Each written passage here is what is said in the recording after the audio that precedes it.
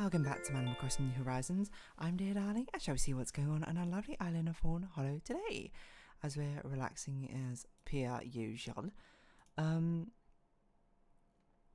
So have a stretch. Yeah, I didn't really do anything crazy too much today. Mostly I'm sort of like relaxing, recharging, playing some games. You know, if anything, I probably should have been recharging yesterday, but then I went to a concert yesterday. So hello everyone. Right now I'm in Fawnhallow at 6:17 p.m. on Saturday, July 5th, 2025.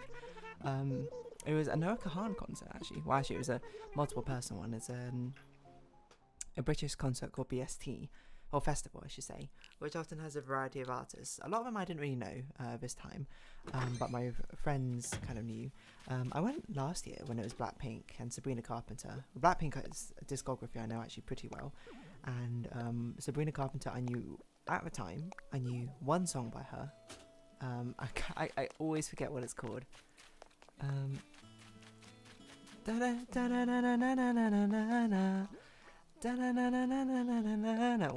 song is that called? Sabrina Carpenter song. In my mind it's like Reckless or something, or Breathless, or Nonsense, that's it. But yeah, I was like, that's honestly, you know, a great time. And then this year again, opportunity arose, and it was like, oh, we can see Noah Kahan, and also Phineas and I forgot the other one, Gracie Abrahams or something. Who I don't know like any of their discography really at all. I've heard it like secondhand when my friends put it on and like on the car radio or something. But yeah, I think it was still a pretty good time, to be honest. I will say I think I was probably a bit more low energy than usual. Probably because I literally donated blood like 12 hours before I went to the concert, and probably, I'm gonna be real, shouldn't have gone. Well, no, actually, the answer is I probably shouldn't have organised the blood donation at the same time, but I was like, I'll be fine. And that actually was probably fine. But, you know, I mean, it's an draining experience in the first place, to be honest. But yeah, I had a good time despite the fact I didn't even know most of the songs. But yeah, I mean, the musical theme, I suppose, leads in nicely to the fact I was going to talk about K-pop Demon Hunters today, which is, I'll tell you before I spoil anything, this is just not like an official review or anything. This is just basically me, a random person's thoughts. But yeah, K-pop Demon Hunters it's like a very short film which is currently on Netflix. Sony Studios, I think, who animated it. So they're people who did like Spideyverse. And you can tell because like the animation style is fun. It's a very sort of like, I mean, I feel like at the moment we're sort of like an animation. Weirdly, we're in animation renaissance, and also like the worst time I think for animation for a while. I think maybe because the industry is just so like difficult now. I'm not in the industry, so it's hard for me to really say. But yeah, so I was just trying to draw the thumbnail art, and I drew the worst sword in existence. Not that you can see it. But yes, it was like recommended to me by two different people, who both went, dear darling, you need to watch this, and I watched it, and I was like, whoa, it's actually like pretty good. The thing that really like motivated me to watch it was I saw like the list of songs, and I was like, okay, I'm gonna listen to like a very quick snippet of each of the songs, and so I just sort of like clicked through them, and I was like, oh yeah, you know, I can kind of drive with these. And I listened to a snippet of Your Idol, and I was like, I need to listen to this entire song. This song slaps so hard. And it does. It absolutely slaps so hard. And even after watching the entire movie, it is still my favourite song, I think, from the entire movie. But yeah, my overall thoughts on it, I would say, is the animation is a lot of fun. I would say it's also a very comedic slanted movie, I would say. Like, it's mostly, I would say, funny. And then it's got like a little bit of drama, like it's not really that much drama, to be honest, and like a bit of adventure sort of action as well. It is mostly a comedy movie, though, I would say, at least in my eyes. So I think the animation is top. No, okay, I think the music, like the songs, top tier. They're fantastic. Like it's like almost every single one of them is an absolute banger. almost to the extent where I'm like, I wonder if they just made like an EP album and was like, let's make a movie around it first. Like, I wonder which way around it went. But they're really, really good. And a lot of them, like, they really nail the sort of K-pop aesthetic and vibe. Take Down, and this is how it's done. Or I keep forgetting what the title's called. It's very sort of like Blackpink energy. Or like those sort of like cool girl crush style K-pop group. Then you have like Soda Pop, which feels very like the cute and refreshing style, which a lot of some of the boy groups did, like Astro, or like very early TXT. And then you got, well, I mean, Your Idol feels very unique. I mean, I think I can imagine some boy bands like BTS and EXO doing it, but I think it would, you know, I'm not sure if it's quite. I mean, to be fair, they have quite a wide range of a discography. But yeah, like I'm sure there's. Oh, and Golden is the most I've coded song I've ever heard. um, but yeah, like a lot of them, I'm sure, pull from a lot of different sort of bands and groups and tributes and ways, or where they draw inspiration from. But those are ones which at least I sort of picked up on. And like the entire movie itself, the anime, so songs, music top tier, animation really good, really fun. I think plot wise is where it sort of fumbles. It doesn't fumble too hard. It's just more like it's very sort of, it's like vanilla flavor, you know, good, but it's like nothing to write home about. You wouldn't have the ice cream and be like, this is the best ice cream I've ever had or something. You'd eat it and you'd be like, nice, fine. I think its weakest point is almost certainly its pacing is really quite fast. It's sort of like, you listen to one song, like the first song or something which comes on, and be like, okay, yeah, I see how that's like interwoven, and then there's like not much time, and then like it goes straight into the other song as it sort of like accelerates past the entire plot point. And I would say basically like one character gets good enough screen time for development, another character sort of gets almost like 70%, and two other characters get like 40% development, and then every other character is basically might as well be non-existent in the show when it comes to sort of like an arc potential, which is fine, I think, but it's also like, I don't think it would have killed a movie to have been like maybe 20 minutes longer or something, just to sort of let some things breathe a bit more, but whatever. But yeah, every other character is basically just a plot point or is it some plot motivator of some kind. So yeah, I think that's where it sort of like falls down a bit. But otherwise, I think like it sort of vibes, like the aesthetic is going for, it basically perfectly nails so much of a K-pop essence. Like, I guess now we'll be going into mild spoilers or something. I will be honest, I don't think this is a movie where you should care much about spoilers, because I don't think you should go in. I don't think you knowing how the plot will go will change anything, because I think the plot is quite predictable, is what I'd say. You go in, you might not necessarily guess every exact beat, but you'll probably guess the general beats of like what the shape of things is going to happen. So I'm just going to go from here on out. All bets are off when it comes to spoilers. I'm not going to do mild spoilers and big spoilers, because in my opinion it doesn't matter in this movie at all. You watch this movie for the animation, the fun, cozy vibes, and most importantly the songs, in my opinion. And then the plot is just sort of to facilitate things, and that's how I see it. If you think differently, then you've probably clicked off by now. So yeah, all bets are off when it comes to spoilers now. But it really nails a lot of a K-pop aesthetic like very well. Like they had a music video for Golden, and then I was watching it, I was like, this, I can see this almost like shot for shot appearing in like a K-pop sort of music video. But like they love to play around with light, like them just standing around in like these shadows, and then like this golden beam of light falls across a motif, and then like the character Mira just sort of like singing, and then it zooms out and she's just standing on like clearly in their world a CG jet plane or something. It's so ridiculous, and I'm just like, this is so K-pop. I will say it doesn't really go into like the dark sides of K-pop industry. I guess it probably shouldn't. It's meant to be like, I assume, a family friendly film. I mean, like I guess maybe it goes into like the overwork portion, but like not really focusing on that all too much. It's mainly is like trying to focus on the characters more. And the main character, Rumi, is the most interesting character by far, by the fact that she gets any development whatsoever, really.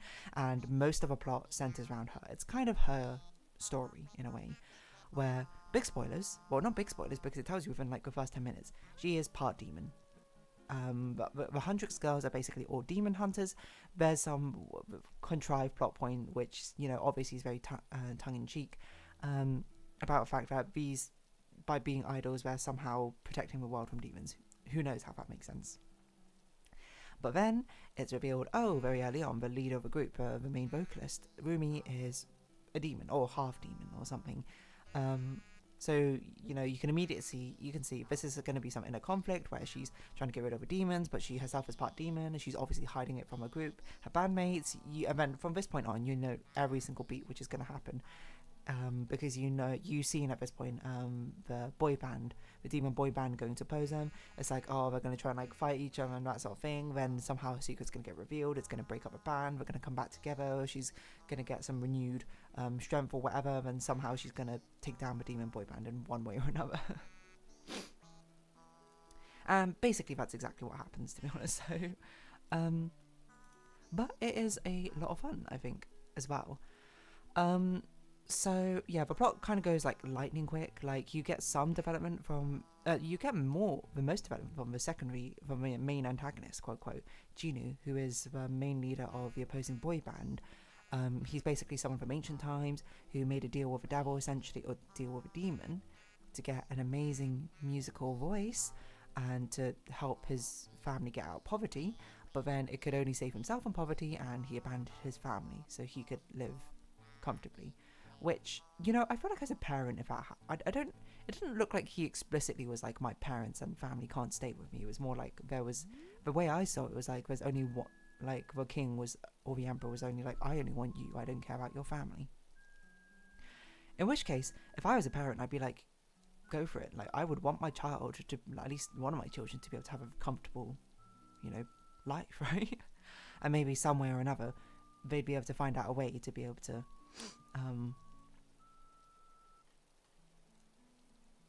you know, like, allow us to have it too.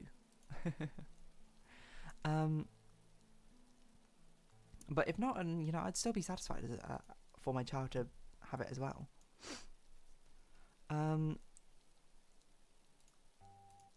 But yeah, it's just kind of, you know, setting it up for like it's like we're trying to set it up such that it's basically like, he's got some sort of moral ambiguity, essentially, because it's framed at the beginning of him being like, I can't remember, there was something, I can't even remember a plot point now, which is maybe how much I sort of forgot it. He was just like, I tried to do it, but then my family lived comfortably, but it didn't like last forever or something like that.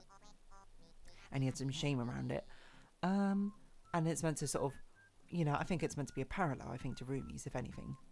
Where, you know, Rumi's got a shame of who she is, and then so does Jinu, or more so what he's done. And then he gets his kind of like redemption at the end when they actually have a very genuinely compelling dynamic between the two of them, where it seems like Jinu's actually trying to connect with Rumi, being like, I know what you are, you know, I'm like that too.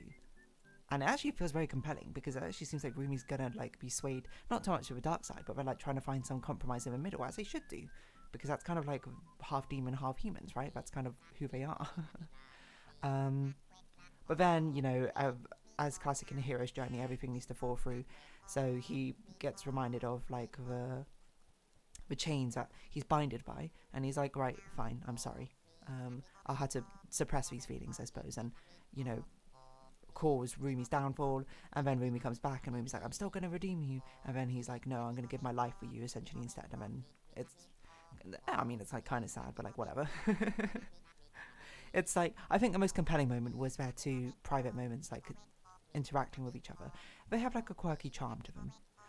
The friends get like the tiniest bit of development, like Mira, she's kind of like a problem child, and she grew up like, and it's implied, I guess, that she's kind of rejected by her family because of a sort of her unruly nature, and then she's got like found family with her group, and then it gets tested when it seems to break apart, because it's like, Rumi's been lying to her. But this is the part I have the most problem with, is the fact that Rumi like looks like she's at her weakest. I forgot she even confronts her mentor, and there's like this subplot of like generational trauma, I suppose, which to be honest, I'm going to be honest, I don't think it added much to the movie. Mainly because it had no time to breathe whatsoever. It had a really awesome, like, climactic moment where they sort of, like, clashed their ideals and being like, why can't you accept me for who I am? Why won't you look at me? I thought that bit was great. I think a bit unearned because it didn't really lead up to much, to be honest. It was set up, like, once in the movie, and then we never see this character again, and then we see her again, then, in my opinion. It feels a bit weird. And then she's like at her lowest, and then she goes to the concert and it turns out she's somehow already forgiven herself or something. And then she sings a song and then her friends forgive her as well, and then it's all good. That's what I mean by, like, the pacing is so lightning quick for some reason. But that's probably because I think her runtime was very short. I mean, I guess it's even harder when they want to get these songs in as well and try and communicate the story through the song. Anyway. So yeah, that's a thing in Mirror, and then she's like, oh wait, no, I actually love you guys. And then Zoe's like some people pleaser or something. She doesn't like these negative emotions, and it's also implied that she's, she feels part of two worlds, but of part of America and part of Korea or something, and can't find her place to fit in. But she feels like she fits in with Huntrix, and then it's all nice. I don't know, something like that. I just want to make sure that we actually talk about the songs, because the songs kind of slap. I think it's also very exciting. We got three of the Twice girls to sing one of the songs, which is pretty cool, I would say. I really like Twice. So How It's Done, I think, is a nice sort of setup song. It's not my favourite song, but it's not got a nice catchy beat. How It's Done, done, done.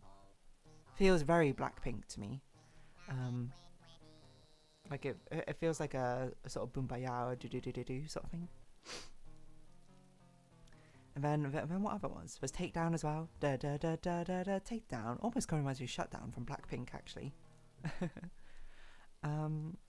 Shutdown and Kill This Love, I don't know, came to mind. Soda Pop is such a cute, refreshing, catchy song. I love that sort of aesthetic when we go for it with boy bands in K-pop. Like, one of my favourite, maybe my favourite boy band song in K-pop is Cloud9 by Gravity. Because it's just like, I don't know, it's so refreshing, nostalgic, that sort of thing. Is how I feel about it. Pretty cute as well. What it sounds like is probably the only song which I think is much more of like a musical based song, which serves to sort of push the plot forward and doesn't make much sense outside the context of a plot. I mean, it does make sense, but like it is clearly written, I think, to be a plot development sort of song, rather than one like Golden, which I think stands more on its own, kind of. I guess they all kind of are quite like sort of plot tied together. But Golden is like a really, really nice song, to be honest. Also, an insanely high song in Register. Like, we're going up, up, up in the moment. It's so high. I don't even blame Rumi for not being able to properly hit the notes when she was singing it, because I listened to it, I was like, that song is so high. That is insane. So Golden's really, really good as well, I think. But the thing which sort of hampers it a bit is like, because it's so high, it's so unsingable for me.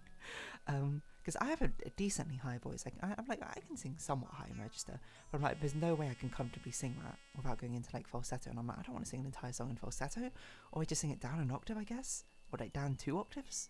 That seems crazy. Take Down, How It's Done, Soda Pop, Golden. Apparently Strategy from Twice is in there. That's just like one of their normal EPs or something. Your Idol, as I say, is brilliant. It is by far and away my favourite song. It's got like these cool chants. It's basically the villain song. And the part I love about it so much is this one little tune thing, which they do, I think it's like Mystery. Oh yeah, by the way, but the other K-pop boy band also exist and have characters and like different, they all basically are just tropes. Like one's the Maknae, like it's the baby, one's like the sexy one who's called Abby because he just shows off his abs, one's like, ooh, mysterious, you don't see his eyes, and one's meant to be romantic, I guess more like a Casanova style, but they have like one line each, spoken line each throughout the entire movie, so really you're not meant to, you'll just kind of be like, yeah, whatever about them, I think. But I don't know, I just love a lyricist, the way it sounds. The song sounds hypnotising, I think. But I love a part where it goes, no, I'm the only one right now. I'll love you more when it all burns down. It sounds so good. And I also love a line, I can be your sanctuary. And then I love a dance move where Gina goes, I'm the only one who'll love your sins. And he does that sort of like peek behind the eye. It's such a song where I look at it and be like, I can see a K-pop group like legit dancing to this. But yeah, I don't know. It's so catchy. It was stuck in my head before, after, and it was the main motivator for me to watch a movie. So yeah, honestly, I would recommend like giving it a shot. Like I feel like it's quite generally appealing, and mostly if you listen to one of the songs, like maybe go listen to like Golden or Takedown, and if you're like I kind of jam with a song, go ahead and watch a movie or just like watch the album or something, because it goes pretty hard, to be honest. Anyway. I'm going to round this episode off here, so if you have been watching, thank you very much. It's been Animal Crossing New Horizons. I've been Dear Darling. Likes, comments, subscriptions, shares, greatly appreciated. Socials, Discord down below. Hope to see each other again, but for now, it's our farewell. So until next time, bye-bye for now. I realised I didn't really talk much about the comedic aspect. I think that's just kind of something you'll have to engage with yourself, because comedy is so different for each person. But anyway, bye-bye for now. It's a fun time. What can I say?